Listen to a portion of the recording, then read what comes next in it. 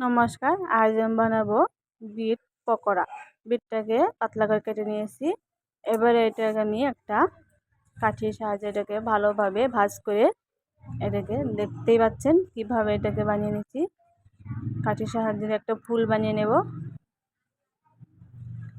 সুন্দরভাবে। এটাকে এবারে বানিয়ে নেব।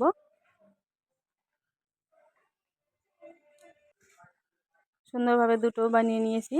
এবারে আমি ব্যাটারটা বানিয়ে নিয়েছি। চালের গুঁড়ো, লবণ, হলুদ দিয়ে ভালো করে ব্যাটার বানিয়ে এবারে আমি ব্যাটারের মধ্যে বিট দিয়ে ভালো করে মেখে নেব। এটাকে সুন্দরভাবে দুটো আমি ভালো করে মেখে নিয়েছি।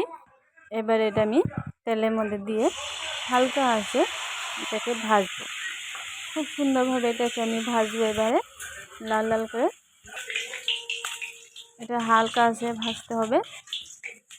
দেখতেই পাচ্ছেন সুন্দরভাবে এটা লাল হয়ে গেল।